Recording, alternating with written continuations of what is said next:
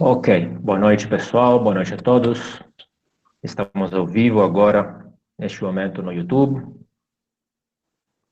Primeiro, obrigado pelo interesse, pela disponibilidade, por estar aqui neste horário. Hoje é um prazer anunciar nosso convidado e palestrante de hoje, Thiago de Aragão, que está aqui conosco para falar de um tema muito importante, que toca a todos nós, tanto do ponto de vista da pandemia, da saúde, deste momento estranho que estamos todos vivendo, quanto um olhar mais amplo, mais magro que podemos dar através do estudo do impacto e das repercussões geopolíticas da pandemia e da vacina, que parece estar por aí. Todos vocês estão acompanhando neste momento as notícias sobre as pesquisas da vacina e sabem que vários países estão nesta corrida, que alguns comparam a corrida armamentista, né? E essa corrida para quem chega antes da vacina, e depois tudo isso terá repercussões de distribuição da vacina para vários dos países, repercussões geopolíticas, econômicas, políticas, etc. Então, aqui conosco hoje está, para falar deste tema, Thiago de Aragão. Ele é diretor da Arco Advice, que é uma das maiores consultorias de política do país, mestre em Relações Internacionais pela Johns Hopkins University. Ele é pesquisador do Centro de Estudos de Washington, Center Strategic International Studies de Washington, consultor para vários fundos de investimento, tanto aqui para o Brasil, quanto para a Argentina, para a América Latina toda de forma geral. Um dos maiores, a meu ver, pelo menos, Thiago, especialista de geopolítica do Brasil. Ele dá palestras e consultorias para vários fundos de investimentos nas relações, aí, neste momento, ainda mais importantes entre Estados Unidos e China. E hoje está aqui conosco de Washington. Agradeço, Thiago, pela disponibilidade, pelo tempo dedicado, pelo interesse. Então, é muito importante, todo mundo está muito interessado, e deixo, então, a palavra para você. Obrigado. Adriano, muito obrigado, e é um prazer falar com todos vocês. Mando meu abraço, minha boa noite, e agradeço fortemente o convite. É um prazer e uma honra poder falar com o IBMEC. E, infelizmente, não é presencial, mas hoje em dia a tecnologia possibilita que nós podemos falar à distância. Bom, o tema de hoje é um tema altamente complexo, porque ele é um tema dentro de um tema. Então, quando se fala sobre a geopolítica da vacina, nós estamos derivando um tema dentro do assunto da vacina, e a sua complexidade está no próprio nome dessa apresentação. Quando você vai falar de geopolítica de qualquer forma, já é algo altamente complexo, porque a geopolítica ela é recheada de interpretações e análises e suposições e futurologia e análises históricas e análises de interesses particulares versus interesses coletivos. Então, a geopolítica por si só é um estudo altamente complexo. E quando nós colocamos a vacina dentro dessa lógica de análise da geopolítica, ela fica ainda mais complicada, porque a vacina ela é uma necessidade global hoje. Todos nós sabemos o que estamos passando, uns numa medida maior, outros numa medida menor, mas todo mundo conhece alguém que sofreu, todo mundo conhece alguém que não sofreu, todo mundo foi impactado pela doença ou por aquilo que a doença gerou. Então, falar sobre geopolítica da vacina é extremamente interessante nesse momento, e o principal foco dessa apresentação é estimular a reflexão de todos vocês, é estimular que vocês possam sair daqui e pensar e chegar às suas próprias conclusões. Nenhuma conclusão que eu coloco aqui, ou nenhuma linha lógica que eu estou colocando, para alguns pode ser ilógica, ela é regra, ela é lei, ela é simplesmente fatos que eu coloco, interpretações, análises, e cada um leva e produz suas próprias análises em relação a isso. Para fortalecer um pouco a percepção do que eu vou falar, eu vou trazer um ponto específico da teoria da perspectiva, é uma teoria dentro da psicologia cognitiva que eu acho que pode ajudar para ter como pano de fundo na interpretação das informações que eu vou trazer a seguir. Dentro da teoria da perspectiva, o valor de algo ele é definido em termos de ganhos e perdas relativos ao ponto de referência de cada um. Então, assim, é crítico como cada líder define seu ponto de referência. O ponto de referência ele pode variar entre vários líderes do mundo. Então, para uns, o ponto de referência é uma eleição. Para outros, o ponto de referência é a manutenção no poder. Para outros, o ponto de referência é, de fato, saúde pública. Para outros, o ponto de referência ele é simplesmente a estabilidade dentro do seu país. Você ter um ponto de referência não naturalmente exclui outro ponto de referência. Mas quando você tem diversos líderes no mundo, cada um com pontos de referência diferentes um dos outros, essa análise e essa perspectiva de como que duas referências diferentes, ou dois objetivos, ou duas motivações diferentes olham para o mesmo problema, isso gera resultados inesperados ou alteram um pouco aquilo que nós imaginávamos dentro da perspectiva do que poderia acontecer. Bom, entrando na questão da vacina, hoje nós temos 8 vacinas que já estão na fase 3 de análise. O que é a fase 3 de análise ou fase 3 de testes? Bom, a fase 1 é quando os laboratórios analisam, entre outras coisas, a segurança da dosagem de uma vacina. A fase 2 ela envolve uma análise no foco da resposta imunológica e os potenciais efeitos colaterais dessa vacina. E o foco 3, ele é aplicado num grupo maior, para que você possa ver vários tipos de reação dentro de um grupo maior, e também analisar o efeito prático dessa droga. Hoje nós temos 8 vacinas dentro da fase 3 e aproximadamente 120 a 130 vacinas nas fases 1 e 2. Então, existe uma enorme produção de vacinas no mundo. Essas que estão na fase 3, ou seja, as que estão mais próximas de serem colocadas no mercado, nós temos as seguintes.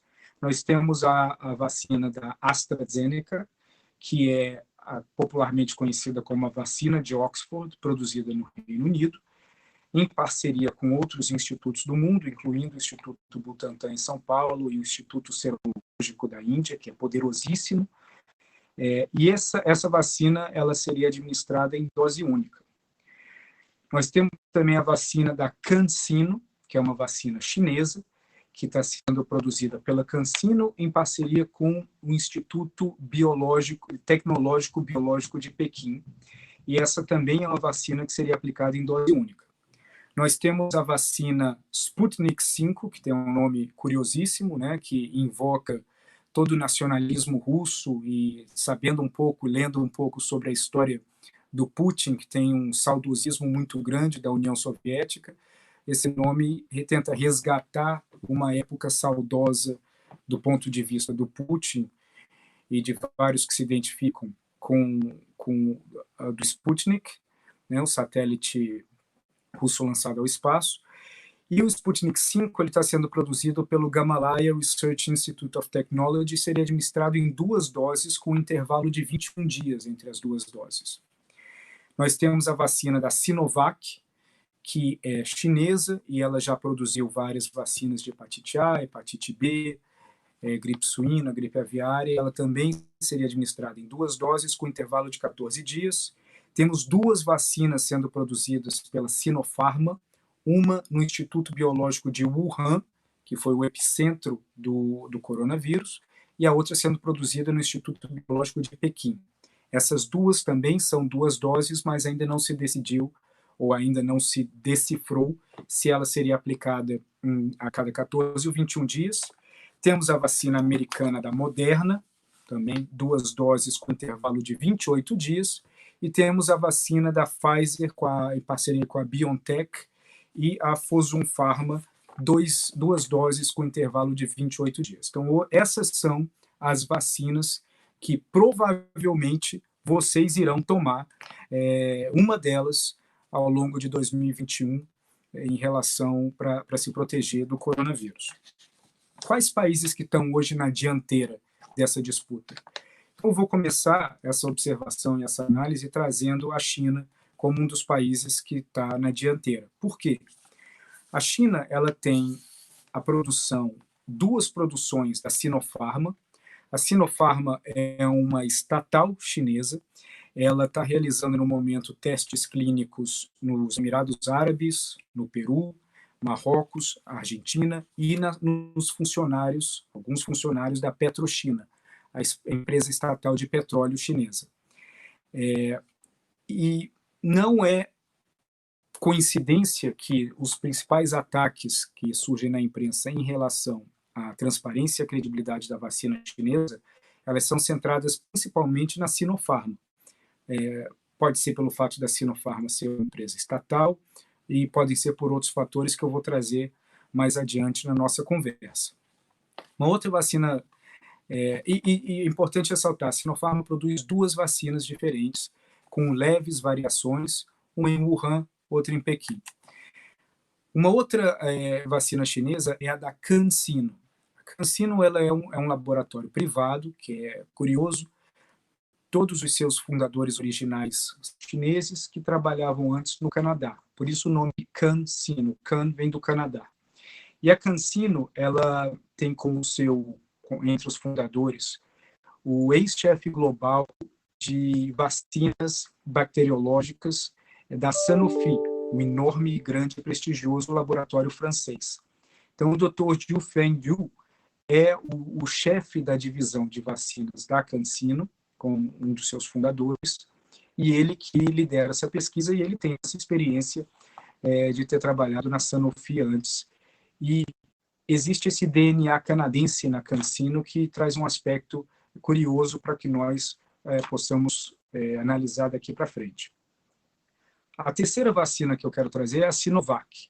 A Sinovac ela é privada, ela é listada na Nasdaq, que é algo que não é muito comum entre as vacinas, entre as empresas chinesas. Você tem algumas listadas, né, na Bolsa de Valores de Nova York, outras na Nasdaq, mas a enorme maioria das grandes empresas chinesas não são listadas. Como um exemplo clássico é a Huawei, que não é listada, e isso vem sendo uma das fontes de ataque contra a empresa, porque o fato de não ser listado também segura um pouco parte da transparência dessas empresas.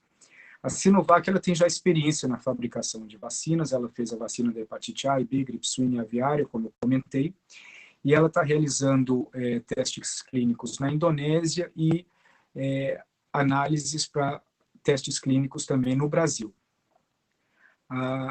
Existe um fundo de investimento chamado Saif Capital, que fica de Hong Kong, que é uma spin-off, ou seja, ela é um grupo que saiu de dentro do SoftBank, o grande banco de investimentos japonês, e que criou esse fundo de investimento, e eles são detentores de 15% da Sinovac.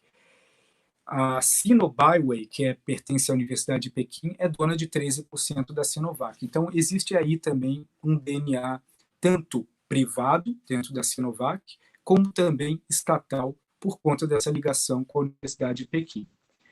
Oficialmente, e pelo que nós estamos vendo, acompanhando há algum tempo, essas são as 3 vacinas chinesas que estão no pipeline, ou seja, no funil, para serem soltas no mercado. Agora, qual que é um aspecto interessante aqui? Existe um quarto laboratório chamado Fosun Pharma, onde o Fosun Pharma é um laboratório chinês, que ela é uma empresa irmã da Sinopharm, que ela derivou da Sinopharm, e ela é a parceira preferencial, uma das principais parceiras da Pfizer, na produção da vacina da Pfizer na Europa. A produção da vacina da Pfizer é um acordo entre a Pfizer, a BioNTech e a Fosun Pharma. Então, se oficialmente nós vemos 3 vacinas chinesas a caminho de ganhar aprovação na China, existe também uma quarta vacina, que oficialmente não é chinesa, é europeia, pela Pfizer, mas que ela tem uma grande participação chinesa por meio da Fosun Pharma. A Fosun Pharma, e é bastante curioso ver isso também, ela também tem uma ligação na vacina de Oxford, produzida pela AstraZeneca. Por quê? Porque a Fosun Pharma ela é sócia do Oxford Science Innovation, que é um fundo que investiu numa empresa chamada Vaccitech. Vaccitech, que é uma empresa britânica, mas que participa como parceira ativa da AstraZeneca na produção da vacina britânica. A Vaccitech ela tem como sócia minoritário a Huawei, na verdade, um braço tecnológico da Huawei que tem uma participação minoritária nessa empresa. Então, além das 3 vacinas chinesas, nós temos mais 2 vacinas europeias que também possuem uma participação direta ou indireta da China nesses projetos. Quando nós entramos e analisamos a vacina russa, produzida pela Gamaleya, que é o Sputnik V, existe também um acordo de cooperação científico-tecnológico entre os 2 países para troca de informações sobre essa vacina. Então, pode-se dizer também que a vacina russa, a Sputnik V, também tem uma ou outra ligação com a China. Então, a participação da China na construção da vacina ela é quase que global. Qual que é a única vacina hoje, na fase 3, que não existe vínculos ou ligações com a vacina chinesa? É a Moderna, a vacina americana. E que, coincidentemente ou não, a Moderna iniciou testes clínicos semanas antes do fechamento, em Houston, semanas antes do fechamento do consulado chinês em Houston. Então, esse é um aspecto também curioso para nós observarmos como existe uma busca, uma briga, um conflito atrás de informação em cima dos conteúdos das vacinas. Por mais que você tenha a sua própria sequência de produção, testes e análises da vacina, elas tendem a ser muito parecidas dentro dos seus princípios ativos. Então, à medida que um país consegue obter testes clínicos ou resultados ou análises de outro laboratório, isso possibilita que eles pulem etapas para acelerar o seu processo de produção das suas vacinas. Voltando para a Fosun Pharma, que eu comentei agora há pouco, a Fosun Pharma, ela mais do que uma parceira da Pfizer, ela tem um aspecto que também pode ser visto como um aspecto geopolítico interessante, que é uma participação. Ela comprou 74% de um dos grandes laboratórios indianos, que é a Gland Pharma. Ela é dona de 53% de um importante laboratório israelense. E ele comprou também, a Fosun Pharma também comprou um laboratório francês especializado na distribuição de vacinas na África. Então, a Fosun Pharma ela tem um papel estratégico, tanto na concepção da vacina da Pfizer, como também na possibilidade de expansão para que essa vacina chegue a alguns mercados. Então, esses são os principais laboratórios que hoje estão vinculados com a produção chinesa da vacina. Quando essa produção estiver pronta, aí nós temos que analisar como que essa distribuição será feita. Dentro da estratégia chinesa do momento, o principal objetivo é focar nos países que fazem parte da Rota da Seda, do Belt and Road Initiative da China. Então, esses países devem receber alguma prioridade na recepção dessas vacinas iniciais. Além, claro, dos países que ofereceram para realizar testes clínicos e também de países que estrategicamente são importantes para a China por diversas razões dentro desse tabuleiro geopolítico. Os países que a China hoje olha como prioritários para a distribuição da vacina são o Afeganistão, e o Afeganistão é um país onde a China atualmente disputa com a Rússia e com a Índia o contrato principal de fornecimento de vacina. É importante dizer que a China já tem um braço importante de influência dentro do Afeganistão, já criou linhas de crédito e linhas de financiamento com o governo de Cabul e também colocou-se como um mediador entre o governo de Cabul e o Talibã. Fornecendo vacinas para o Afeganistão, a China consegue ter uma presença ainda mais sólida nesse país, que, aliada à presença chinesa no Paquistão, fortalece muito a geração de uma estabilidade naquela área. Por que a China quer muito estabilidade naquela área?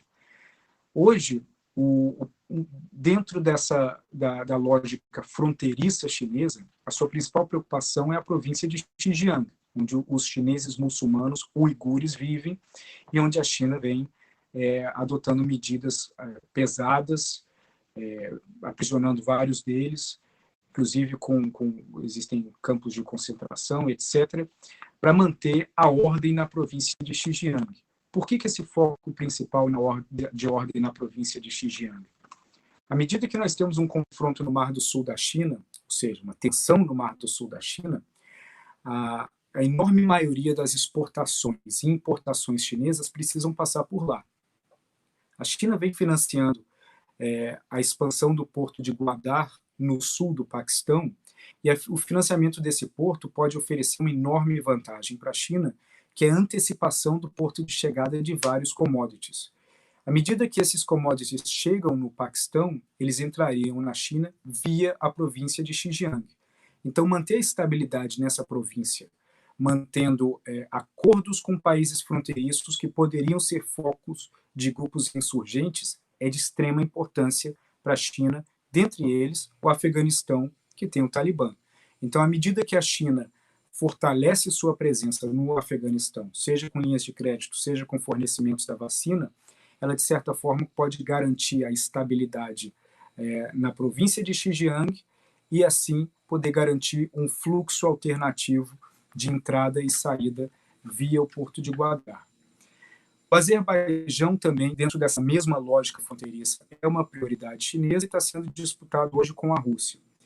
Bangladesh é também uma prioridade chinesa e a disputa ali é principalmente com a Índia pela influência pelo contrato principal das vacinas. Aí você tem Angola, Bahrein, Quênia, Etiópia, Cazaquistão, Kuwait e vários outros na lista prioritária chinesa.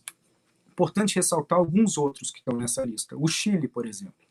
O Chile está na lista prioritária de recepção da vacina chinesa, porque o Chile é um dos poucos países do mundo que produz um elemento crítico, um ingrediente crítico para a criação das vacinas, que é a casca da árvore do sabão do Chile, que é uma árvore específica que cresce no Chile, e a sua casca é um componente importante na confecção das vacinas. À medida que o volume de vacinas vai aumentando e você tem poucas possibilidades de ingredientes disponíveis no mercado, o Chile passa a ganhar uma importância. Então, todos os grandes fabricantes do mundo, eles estão olhando para o Chile como uma possibilidade de desenvolver uma parceria de fornecimento das vacinas, em troca, claro, de uma preferência e uma prioridade na compra desse ingrediente específico. Temos também o Djibouti, país minúsculo na África, que é de importância para a China, pois a China tem uma base naval nesse país. A Indonésia também disputa com a Rússia, a China disputa com a Rússia a prioridade do fornecimento de vacina lá. E aí, pela questão do Mar do Sul da China, à medida que a China consolida sua presença no Mar do Sul da China, você tem 9 zonas marítimas que a China hoje está invadindo à medida que eles consideram aquela região uma extensão do seu território. Uma das formas de tentar acalmar ou neutralizar alguns desses países que circulam o Mar do Sul da China seria oferecer a vacina e gerar aí uma dependência de fluxo dessa vacina para que esses países adotassem um tom mais brando em relação à atuação chinesa nessa região, no Mar do Sul da China. Por isso que a Indonésia é de prioridade para eles, assim como alguns outros países da região.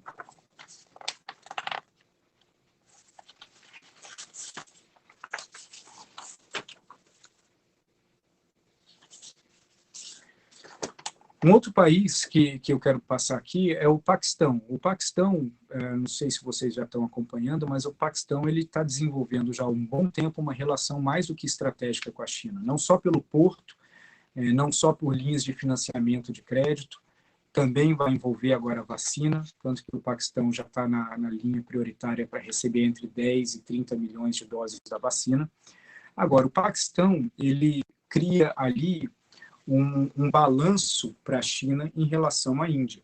E a Índia, ela sempre foi um país estratégico para a China, ela sempre foi um país onde o potencial de conflito existiu, mas que se manteve dormente durante décadas.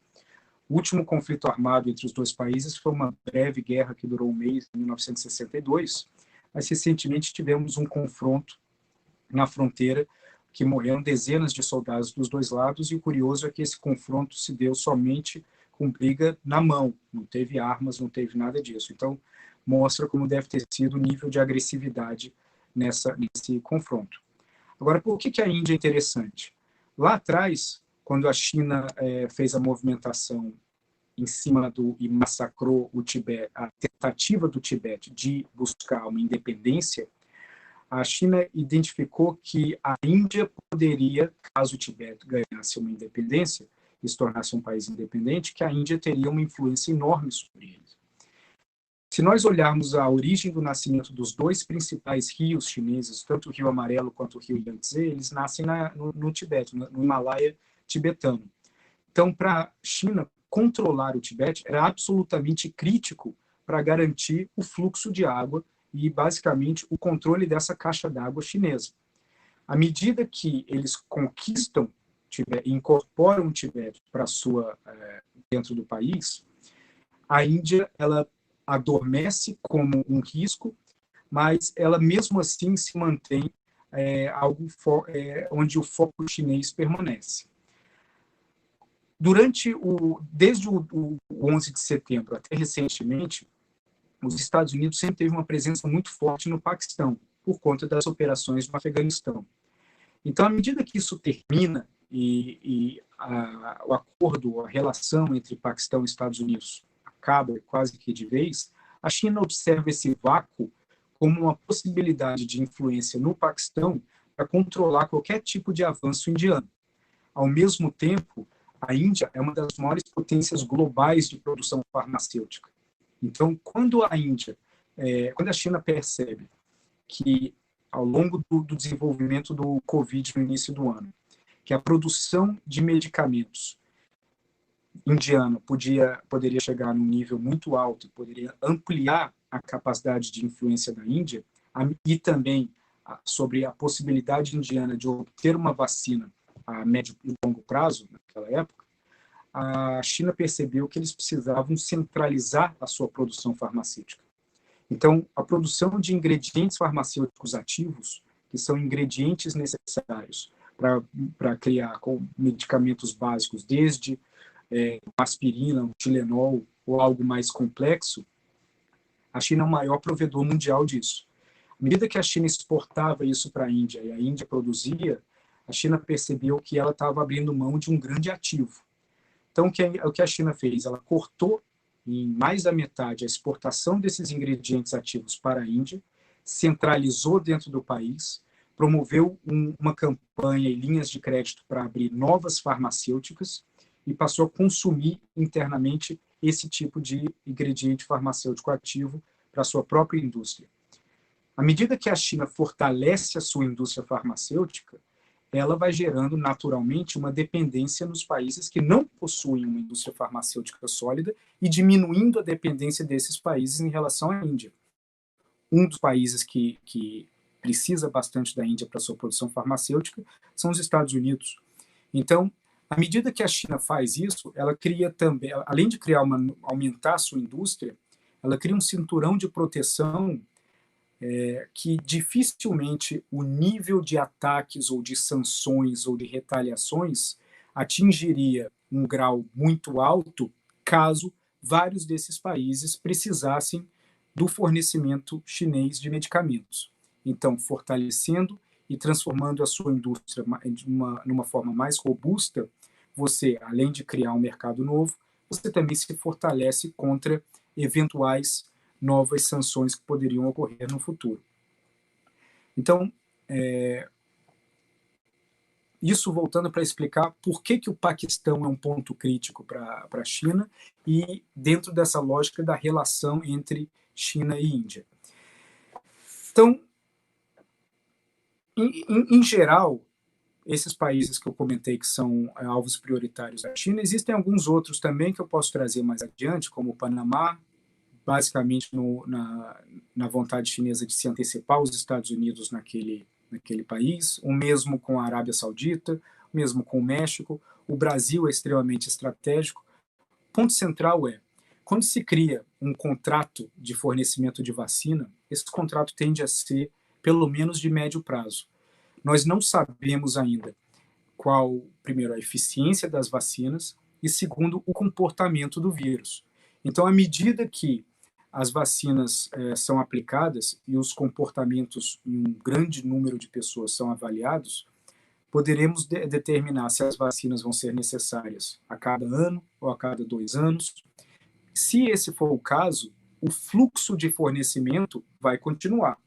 E esse fluxo de fornecimento continuando para algo tão crítico também abre portas para inibir certas ações negativas para o país fornecedor, como, por exemplo, eliminar a Huawei da disputa do 5G ou endossar certas sanções americanas contra alguns aplicativos. Mas também serve para abrir novas possibilidades de mercado, mesmo que não sejam necessariamente na área de saúde, por conta do vínculo e da dependência criado nessa ligação de fornecimento de vacinas. Saindo um pouco da China, eu quero entrar na Rússia. A vacina russa, a Sputnik V, ela foi desenvolvida pelo Gamaleya Research Institute of Epidemiology, em parceria com o Ministério da Saúde russo. Todo o financiamento dessa vacina se deu pelo Fundo de Investimento Direto, que é liderado pelo Kirill Dmitriev, que é próximo ao Putin.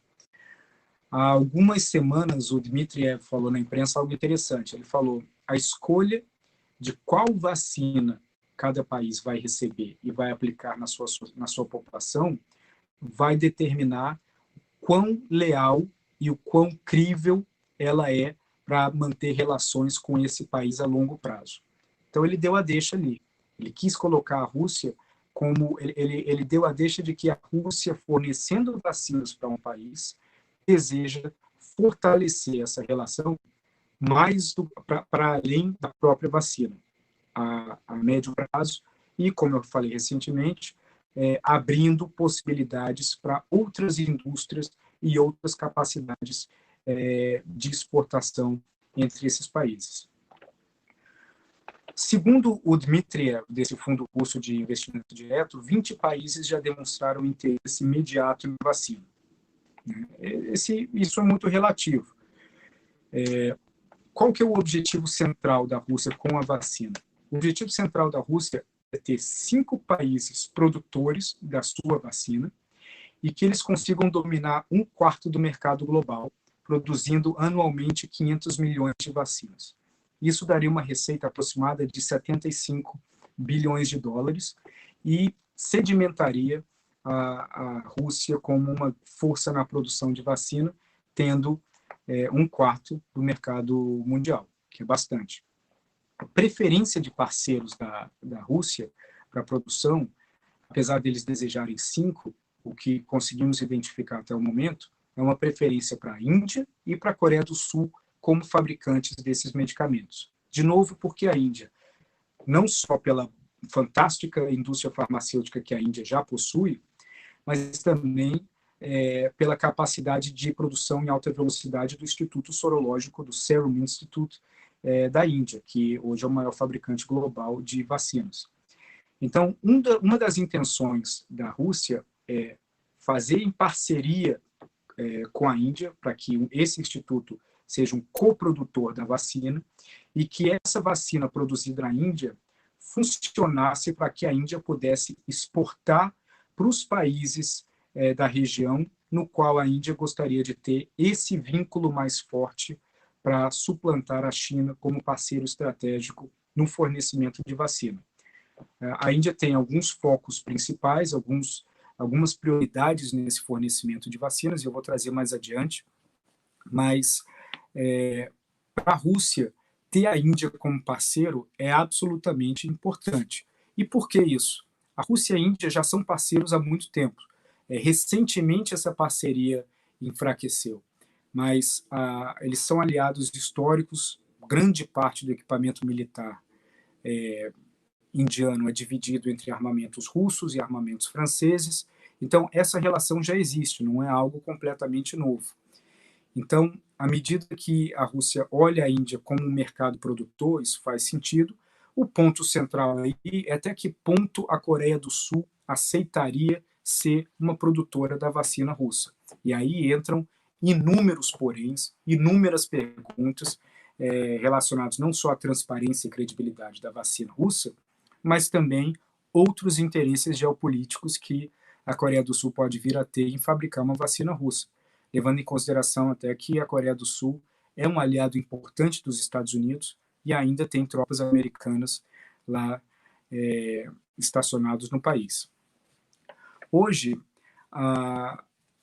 dentro dos potenciais clientes da vacina russa, nós já temos o Vietnã, que encomendou entre 50 e 150 milhões de doses.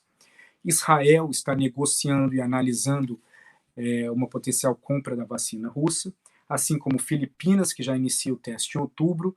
O próprio governo do Paraná, no Brasil, também está avaliando essa possibilidade de realizar testes clínicos da vacina do Sputnik V. Cazaquistão negociando quantidade, o México analisando e negociando testes clínicos. Interessante do México que eles estão analisando e negociando testes clínicos com 8 vacinas diferentes. Então, o México está abrindo completamente o leque para garantir que eles tenham alguma vacina eficiente tão logo ela seja solta. A Indonésia, ela também está interessada nessas negociações, e assim como outros. A África do Sul, apesar dela não ter feito nenhum pedido formal à Rússia de consulta sobre a vacina, a Rússia está pressionando a África do Sul para tentar colocar a sua vacina lá. Para a Rússia, é um ponto estratégico por conta de uma presença na África que eles perderam desde o fim da União Soviética, e que eles visam recomeçar essa relação, tendo a África do Sul como um ponto de partida. Cuba também é um país que deve receber a vacina russa, esse acordo já está praticamente fechado, e também para produzir, mas seriam em pequenas quantidades, basicamente para o mercado doméstico cubano e dependendo da possibilidade na América Latina. Então, hoje, a situação da Rússia, dentro do espectro da vacina, ela está observando o quê? Ela está observando que o mundo está se posicionando de uma forma que ele vai se sentir obrigado a escolher uma vacina chinesa ou uma vacina americana. A Rússia quer se colocar no meio, como uma terceira alternativa dentro desse espectro de vacinas. E, além dos alvos prioritários que eu já mencionei, a Rússia também está olhando os países que possuem boas relações tanto com Estados Unidos quanto China, como países que poderiam receber a vacina russa para não criar antagonismos e antipatias com um ou com outro. Então, por isso que eles estão fazendo uma abordagem à Arábia Saudita, eles têm bastante interesse no Brasil e outros países. Então, a Rússia está fazendo uma análise muito técnica, olhando o tabuleiro, olhando o mapa do mundo, de onde ela acha que poderia expandir a sua possibilidade de influência via a diplomacia da vacina. Um ponto interessante também é que vários dos alvos prioritários russos são países que estão no Mar do Sul da China. Então, à medida que a Rússia possa finalizar um acordo com, digamos, com Vietnã, com Indonésia e com Filipinas, você tem 3 países chaves dentro da geopolítica do Mar do Sul da China que a participação da Rússia, por meio da influência nesses países, dado pelo fluxo de exportação de vacina, poderia trazer a Rússia para um papel, pelo menos de influenciador, caso uma situação mais tensa ocorra na relação entre China e Estados Unidos naquela região. Então, ela está se inserindo num tabuleiro por meio da diplomacia da vacina, para que ela venha a ter uma voz ativa caso algo aconteça nessa região. Eu vou passar aqui para a vacina britânica e para a produção no Reino Unido, que é a vacina da AstraZeneca, a popular vacina de Oxford, que tem como parceiros vários institutos, o Instituto Butantan, o próprio Instituto Sorológico da Índia, o Serum Institute, entre vários outros, ou seja, é um consórcio na produção de vacina. Essa vacina da AstraZeneca, ela hoje é bastante avançada, ela possui uma relação forte com vários desses laboratórios, e parte da relação que se deu com a Índia se deu pelo interesse do Instituto Sorológico não só de oferecer inteligência, mas também de obter parte dessas vacinas uma vez elas estão produzidas. Agora, a AstraZeneca está com o mercado praticamente consolidado para essa vacina antes mesmo de finalizar a produção. Os Estados Unidos já encomendaram 300 milhões de doses dessas vacinas e o Reino Unido já encomendou 100 milhões de doses dessas vacinas. A Holanda, a Itália, a Alemanha, a França e a Espanha também irão priorizar essa vacina em cima das outras. A princípio, a distribuição da vacina de Oxford vai ser na União Europeia e com parceiros que ou colaboraram na elaboração da vacina ou que colaboraram na área de testes clínicos.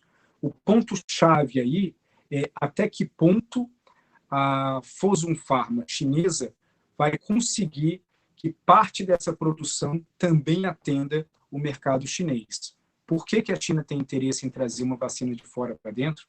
Pelo fato de que ela quer ter uma quantidade sobressalente de vacinas chinesas para poder exportar para o máximo de países possível. Então, se essa vacina ela for produzida fora da Europa, o principal candidato para produzir em larga escala é o Instituto Sorológico da Índia. Existem também algumas análises em curso da possibilidade do Instituto Butantan também produzir uma quantidade voltada para o mercado brasileiro. Mas ainda isso está muito em aberto, porque quando você tem encomendas da magnitude que eu descrevi, 300 milhões para os Estados Unidos, 100 milhões para a Inglaterra, além dos países da União Europeia, isso quer dizer um processo longo de produção, um tempo longo de produção, onde, por mais que você esteja na lista prioritária, você pode demorar bastante para receber uma vacina. Um outro player que eu quero falar aqui é em relação à Índia. A Índia, ela, apesar de não ter nenhuma vacina na fase 3, ela é central nesse tabuleiro da produção de vacinas no mundo e nessa geopolítica da vacina. Ela é a maior produtora mundial. O Instituto Sorológico da Índia é uma potência respeitada por vários países. E dentro do objetivo chinês, eles não se importam a origem da vacina. Eles querem que a vacina funcione e querem que ela seja replicada e produzida por esse instituto na Índia. À medida que essa produção ocorra na Índia e atenda ao mercado doméstico, aí sim ela vai começar a atender a diplomacia da vacina indiana. E essa diplomacia da vacina indiana tem 3 focos principais: a África, a Ásia e a América Latina. A partir daí, existe uma subdivisão de países onde isso atenderia não só o anseio de abrir novos mercados para a vacina, mas também de fortalecer a presença diplomática indiana e, no caso da Ásia, para neutralizar parte da presença chinesa na região. Então, hoje, além do Instituto Sorológico que está fazendo essa parceria, existem 2 laboratórios indianos que estão na fase 2 com resultados relativamente promissores, prestes a entrar na fase 3. São eles o Zydus Cadila e o Bharat Biotech. Esses 2 laboratórios são privados, eles estão produzindo uma vacina 100% local e parte do interesse é que essa vacina, uma vez concluída, também atenda o mercado doméstico, liberando a vacina estrangeira produzida pelo Instituto Sorológico para expansão, para exportação e aumentar a presença indiana em outros países via vacina. Na primeira fase das metas de exportação na Índia, existem 3 países que são, na verdade, 3 países que são os principais objetivos que a Índia quer correr contra o tempo para chegar antes da China no fornecimento de vacinas. São eles Bangladesh, Afeganistão e Nepal. Ou seja, a China quer equilibrar a relação que já existe entre Paquistão e China. E os avanços da China para ganhar a influência do Afeganistão, a Índia acredita que se ela sair na frente e conseguir prover vacina para o Afeganistão, seja uma vacina indiana, provavelmente não, mas uma vacina da AstraZeneca, do lote que seria enviado para o Instituto Sorológico, eles conseguiriam equilibrar essa relação que o Paquistão tem com a China e, assim, equilibrar a balança de poder naquela região. Bangladesh é de extrema importância, pois eles enxergam que, como existem vários avanços chineses de linhas de crédito e fornecimento de parcerias para a produção de infraestrutura, eles temem ficar numa situação onde a China tem uma capacidade de circular o país em termos de influência, tendo a China no topo, o Paquistão no oeste indiano e Bangladesh no leste indiano. Então, para eles, fechar um acordo com Bangladesh é altamente importante. E temos aí também a questão do Nepal, que mais por vínculos históricos, mas dentro dessa mesma lógica pela questão fronteiriça. E na segunda fase dessa estratégia de exportação indiana seria a África Oriental, seriam os países da África que fazem costa com o Mar da Índia. Então, naquela região, a Índia busca aumentar a sua influência. Não é surpresa para ninguém que a China tem um poder de influência muito grande nessa região também, Moçambique, Etiópia e vários outros países. Então, a Índia imagina que, a partir dali, eles poderiam melhorar a relação com esses países que, há muitas décadas, foram quase que abandonados, a ponto de que é uma relação hoje muito frágil entre essa região e a Índia. Então, finalmente, vou entrar nos Estados Unidos e na produção da vacina Moderna. Essa é a mais avançada sendo produzida nos Estados Unidos, existem inúmeras outras que estão em fase 2, fase 1. Agora, a Moderna é a única das vacinas listadas na fase 3 que a China não tem um envolvimento direto ou indireto. E como eu mencionei no começo, é curioso que os testes clínicos da Moderna ocorreram em Houston semanas antes, alguns até na semana antes do fechamento do consulado chinês em Houston, sob acusação americana de que eles estavam fazendo espionagem ou estavam desrespeitando regras de propriedade intelectual, o que for. Então, esse é um aspecto interessante, pois a Moderna, ela realizando testes clínicos em Houston, mas também em outros países, em outras áreas do país, ela conseguiu avançar muito por meio também de um financiamento pesado do governo americano para poder acelerar a produção de vacina e garantir a promessa do presidente Trump de ter a vacina disponível pelo menos até o fim de janeiro de 2021. Uma possibilidade, uma vez que a vacina está disponível, que é mais para uma realidade do que uma possibilidade, é que, primeiro, o Trump ele poderá invocar o Defense Production Act, que será banir a exportação da vacina Moderna para outros países. Então, a princípio, essa vacina será disponível apenas para americanos e residentes nos Estados Unidos, sem exportação. Pode-se abrir uma exceção aqui ou ali para o Canadá, para o México talvez não, mas essa possibilidade existe. Em cima disso, os Estados Unidos também encomendaram 600 milhões de doses da vacina da Pfizer, 300 milhões de doses da vacina da AstraZeneca e 100 milhões de doses da vacina da Novavax, que está na fase 2 ainda.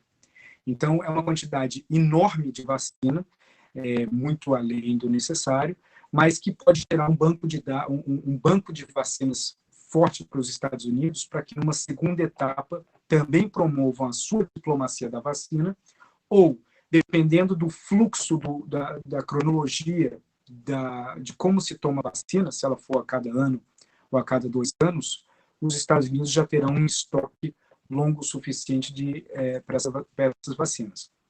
Então, qual que é o ponto central aí? À medida que os Estados Unidos seguram a sua produção de vacina, estão abrindo o mercado para a China e para a Rússia ampliarem os seus vínculos com vários países por conta da vacina. Hoje, um dos inícios dessa tensão entre Estados Unidos e China foi justamente a tensão gerada nos Estados Unidos por conta do avanço chinês em vários países, por meio da oferta de linhas de crédito baratas que atrelavam e amarravam esses países à China a longo prazo. Ou seja, as linhas de pagamento de longo prazo desses empréstimos, eles se davam ou por dinheiro, ou por compras de título do Tesouro do Banco Central Chinês, ou por commodities produzidos nesse país. Isso incomodava profundamente os Estados Unidos, porque, na visão americana, essa foi uma das estratégias chinesas para tirar o local, para tirar a influência americana de vários países no mundo por meio dessa relação. Agora que entra um fator novo, que é a vacina, a China tem nas mãos a possibilidade de ampliar essa relação de dependência, essa geração de dependência em compradores, enquanto os Estados Unidos podem ficar para trás pelo fato de segurar a produção da sua vacina e também encomendar uma quantidade grande de vacina para ficar alocado. Uma das possibilidades levantadas em Washington em conversa que eu tive essa semana é de que justamente a compra de várias doses excedentes da vacina podem ser usados para que eles sejam redistribuídos não pelo COVAX, que é uma rede mundial de distribuição da vacina que está sendo organizado por várias alianças farmacêuticas, mas também pela Organização Mundial da Saúde, mas sim distribuída pelos Estados Unidos, dado o excedente de vacinas que eles terão nas mãos. Então, essa é uma possibilidade para que os Estados Unidos faça essa diplomacia da vacina, não com a vacina americana, a Moderna, mas com as vacinas que estão sendo compradas da Pfizer, da AstraZeneca e também da Novavax, para que essas vacinas sejam utilizadas na exportação para países alinhados ou para países no qual a China está buscando um relacionamento de exportação da vacina e que incomoda os Estados Unidos. Adriano, como é que eu estou aí? Estamos com 50 minutos. Fica à vontade, se quiser concluir, se quiser abrir para as perguntas. Você que manda. Para nós está sendo muito, muito interessante mesmo. Então, nós temos já aqui algumas perguntas, se quiser, tá? Se quiser, vamos já jogar, então, algumas perguntas. Ok. Então, primeiro te agradeço realmente, Thiago, porque é realmente muito, muito interessante. Tanto para nós aqui, estou vendo vários alunos no YouTube do nosso curso de Relações Internacionais de BH e de outros cursos também. Imagino que tenha pessoas interessadas, assim, pessoas mais da área de relações internacionais e também, obviamente, pessoas que são interessadas mais na parte médica da saúde, porque todos nós estamos vivendo essa situação, né? Então, temos várias perguntas aqui, eu vou fazer algumas, tá? Mas, obviamente, vou roubar o direito de fazer uma primeira pergunta, tá? Claro. Então, Thiago, vimos vários possíveis cenários aqui sobre também quem chegará antes da vacina, qual vacina vai ser considerada mais segura, contratos e acordos entre países, ou aqui no Brasil até entre entes federados e, eventualmente, China ou Rússia, etc. E muitos estão se perguntando, obviamente, sobre, primeiro, como pessoas, como pacientes, né, de uma eventual segurança da vacina, especialmente da vacina chinesa, né, da vacina russa agora também. Então, sei que você, obviamente, não é médico e não é especialista da área, mas se puder falar algo sobre isso, agradeceria. E, fazendo um passo atrás nessa história da vacina, hoje estamos todos esperando essa vacina, mas nesta grande história um pouco maior do coronavírus, do ponto de vista das relações internacionais da geopolítica, tem um player que é muito importante, que é a Organização Mundial da Saúde. E aí vimos que está sendo muito criticada, a imagem da OMS não está se saindo muito bem, pelo menos perante a opinião pública mundial, e se fala com alguns indícios por aí de uma forte influência chinesa na OMS e também em outras organizações. O que você pode dizer sobre isso? Essa influência chinesa sobre a OMS? Bom, vou começar pela primeira pergunta. Obviamente não tem como dizer sobre a credibilidade ou a legitimidade ou o funcionamento de uma vacina ou de outra.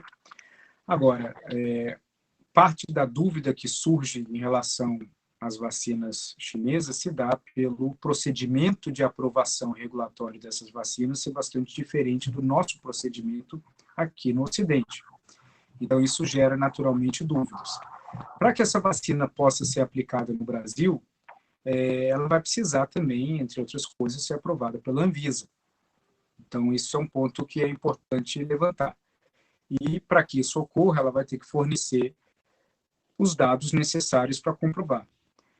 Agora, o risco maior, o que eu vejo, é o das pessoas elas tentarem misturar a origem da vacina com a necessidade da vacina.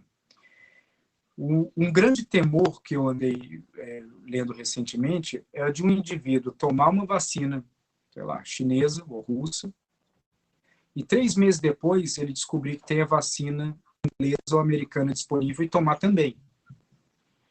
Isso, além de poder fazer muito mal ao paciente, a quem toma vacina, isso ainda pode fortalecer o vírus. Isso pode fortalecer o vírus para que ele ganhe das vacinas. Então, a distribuição de vacina ela precisa ter um elemento muito, muito sólido por parte dos governos de informação para que as pessoas elas tomem baseado na cientificidade da vacina e não necessariamente nas suas percepções sobre o que é ou o que não é a vacina. À medida que as vacinas vão sendo produzidas e disponíveis no mercado, não tenha dúvida de que teremos inúmeras correntes de WhatsApp dizendo que a vacina tal vai te matar, a outra vacina vai fazer você ficar careca, a outra vacina vai te dar câncer. E isso só vai prejudicar a forma como a vacina é apresentada pelo governo e a forma como a vacina é recebida pela população.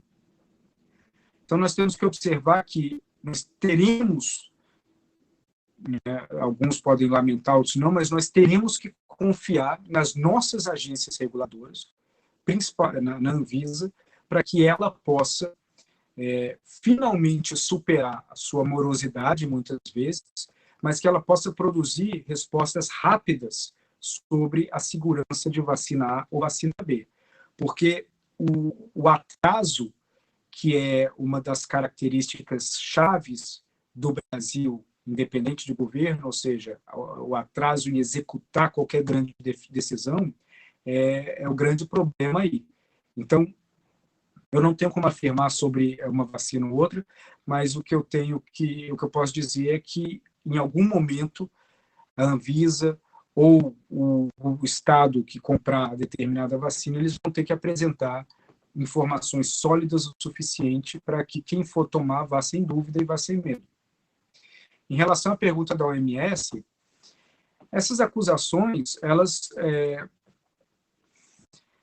podem ser, depende do ponto de vista, ela pode ter um fundo de verdade, né, que a China passou a ter uma influência maior na OMS nos últimos anos, por conta do aumento do financiamento da contribuição que eles deram à OMS. O que é o ponto cego, que eu não posso afirmar, que nós podemos apenas especular, é como que esse maior financiamento vindo de um país se traduz numa política no qual esse país tem total controle das narrativas da organização.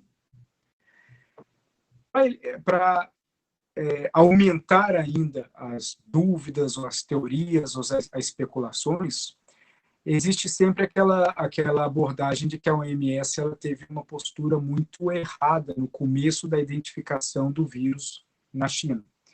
Essa postura, ela, claro que ela foi equivocada, porque a OMS ela demorou alguns dias para algumas semanas para determinar a gravidade, demorou também na questão da transmissão do vírus, e que isso resultou num problema e atrasou, tirou tempo de alguns países que podiam se preparar. Agora, aí nós chegamos na encruzilhada. Isso se deu por influência de um país ou isso se deu por incompetência da agência? Nós temos inúmeros exemplos de incompetências de órgãos multilaterais da história do mundo.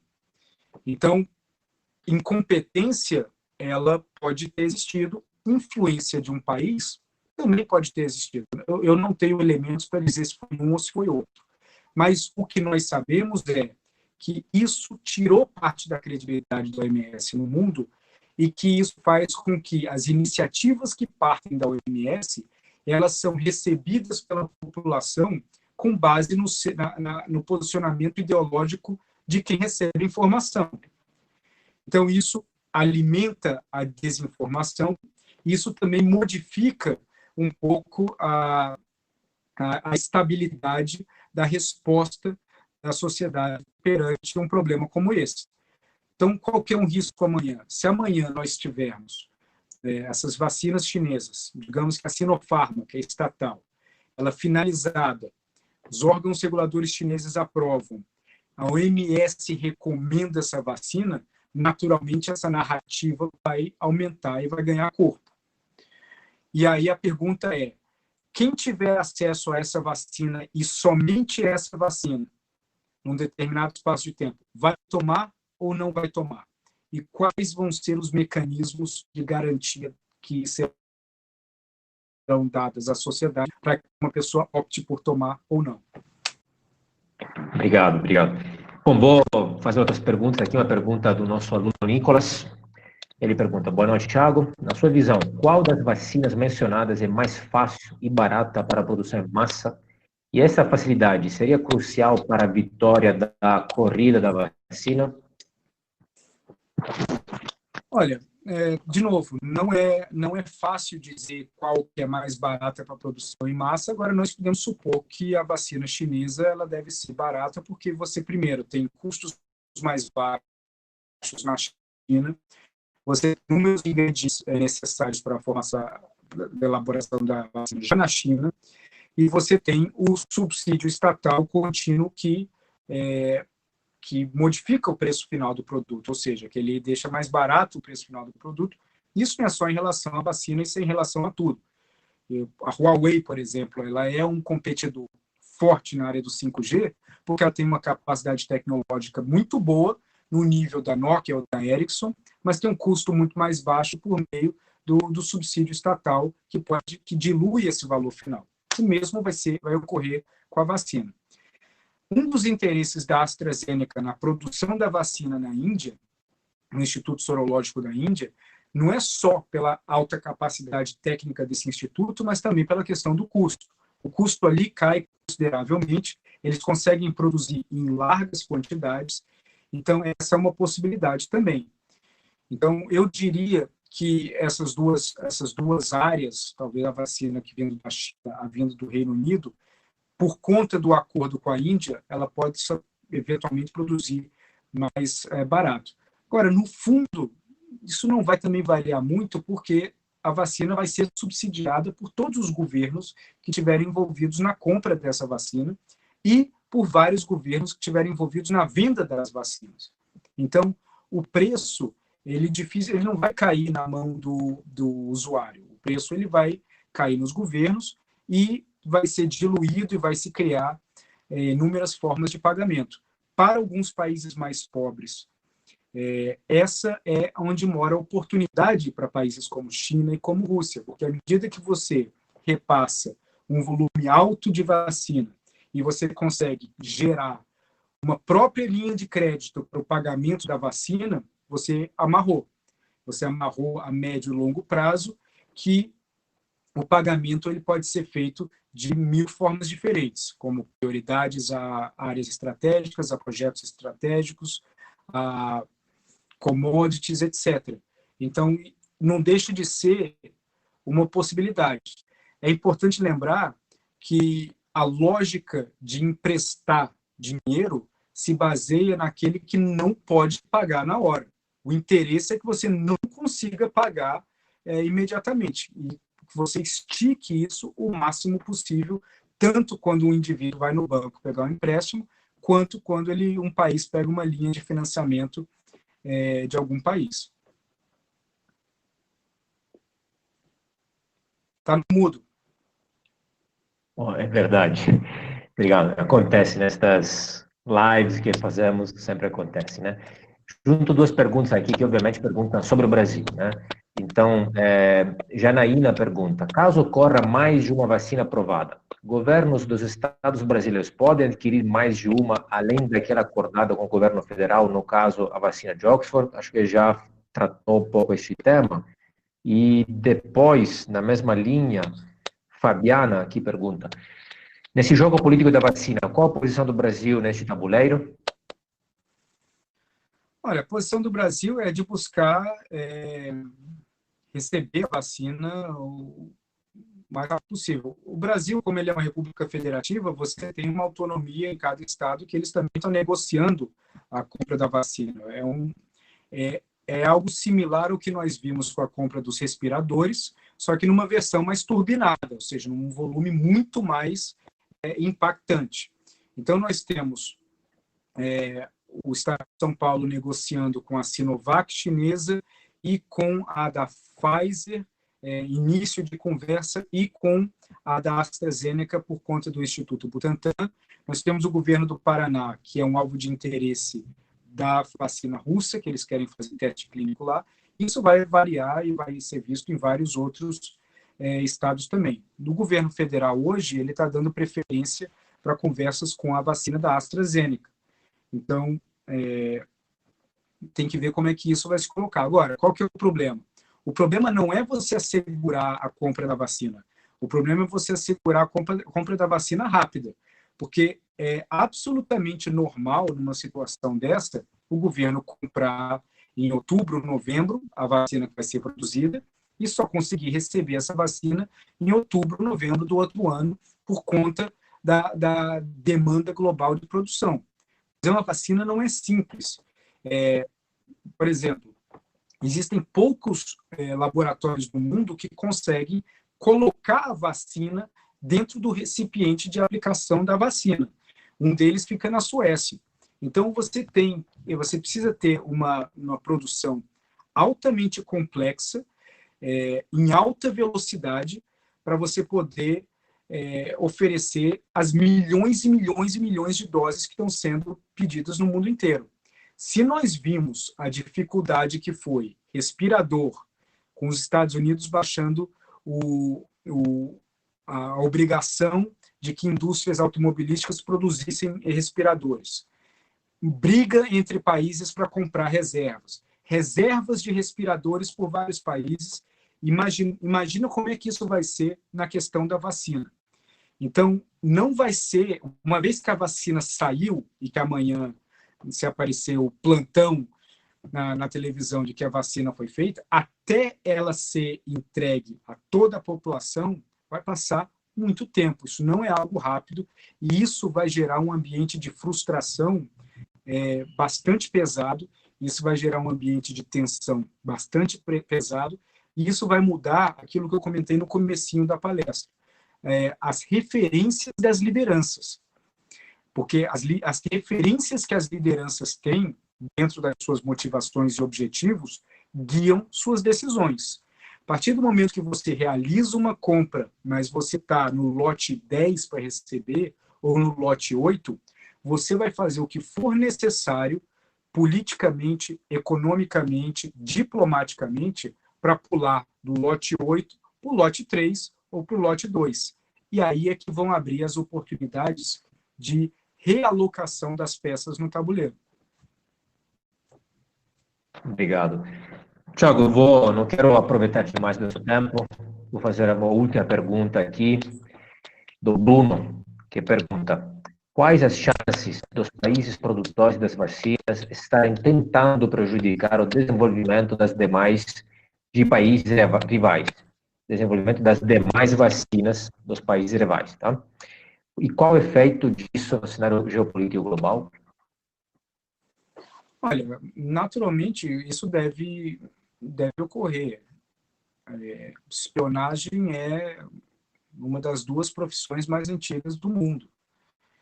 Então, isso ocorre desde sempre. A Guerra Fria ela se baseou nisso. Agora, existem várias categorias, vários níveis no qual isso pode acontecer. Primeiro, isso pode acontecer no nível aberto, simplesmente desinformação. Você ter o ataque a uma outra vacina por meio da sua credibilidade. Segundo, você pode ter um ataque não à credibilidade da vacina, mas à credibilidade ou à legitimidade do governo no país que produz a vacina de estar disposto a distribuir a vacina para além dos seus governos.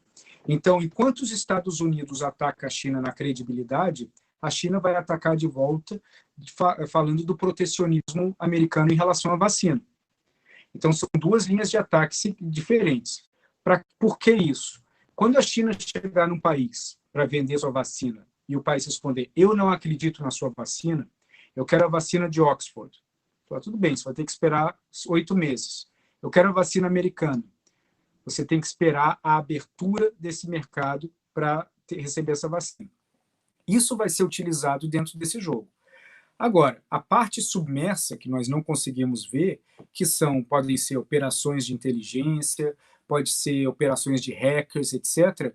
Isso pode ocorrer, isso não tem como cravar, como acontecer, como dizer. Agora, pode ter certeza que a produção dessas vacinas, elas estão sendo tão bem protegidas pelos seus laboratórios e por esses países onde esses laboratórios estão sendo colocados, como uma produção de um armamento inovador ou de uma tecnologia inovadora. Não é de fácil acesso assim. Existe, sabendo do interesse e dessa busca entre os países do interesse em alguns espionarem os outros, elas estão sendo muito bem protegidas e mesmo que isso ocorra, ela pode ocorrer para ou validar algo que alguém já está produzindo numa vacina, ou para cancelar algum determinado resultado, ou para copiar. Então, uma vez que elas estão prontas, a briga vai ser pela credibilidade da vacina e não necessariamente pela informação do conteúdo da forma da vacina. Perfeito. Thiago, eu agradeço demais. Realmente não quero mais tomar seu tempo precioso. Vários elogios aqui no YouTube também. Palestra excelente, muito esclarecedora. Esta live está de parabéns, etc. Compartilhe, obviamente, essas opiniões. Obrigado mesmo. Esta nova situação, né, de todos estar aqui online, paradoxalmente, por um lado, obviamente, é muito ruim, por um lado, possibilitou este evento aqui hoje. Você está em Washington, eu aqui em BH, com claro sotaque mineiro, e nosso público deve ser de cidades diferentes. Muitos devem ser do IBMEC de BH e outros vejo que não são nossos alunos. Então, agradeço. Tudo isso mostra como, além das nossas preocupações como normais seres mortais, nesse contexto do coronavírus, também tem um jogo político, geopolítico, acima de tudo isso, que é muito importante, é interessante ficar de olho, interessante acompanhar, e como as relações internacionais, afinal, permeiam, influenciam toda a nossa vida, sabendo ou não, acompanhando ou não dessas informações, e por quantas vezes possível acompanhar ou não, como você citou agora no caso de informações que não estão à disposição. Então é interessante todo mundo acompanhar isso, tanto pelo nível macro da conversa, quanto para o que se refere à nossa vida micro, né, que também é importante. Então, obrigado ainda. Obrigado por toda esta longa palestra, muito esclarecedora, muito boa, muito alto nível. Agradeço. Deixo você a palavra final para fechar. Muito obrigado. Quero agradecer a todos, para quem acompanhou, quem gostou, para quem não gostou. Eu acho que a mensagem final aqui é, como eu falei no início, que eu espero que essa apresentação ela gere reflexão. Ela não precisa gerar necessariamente repetição, O que eu disse pode ser discordado e que ela estimule cada um de vocês a buscar mais informação sobre isso, porque à medida que uma pessoa busque mais informação para entender coisas complexas e necessárias como uma vacina, elas ganham o poder de tranquilizar aqueles que não entendem, seja no círculo familiar, seja no círculo de amigos. Então, no momento que nós vamos entrar num período, num novo ano, 2021, que vai ser um ano complicado também por conta da distribuição da vacina, pessoas que conseguem manter uma tranquilidade analítica em relação à vacina, que tem interesse em buscar informação, elas vão ser críticas para tranquilizar e gerar um ambiente de calma que é absolutamente necessário.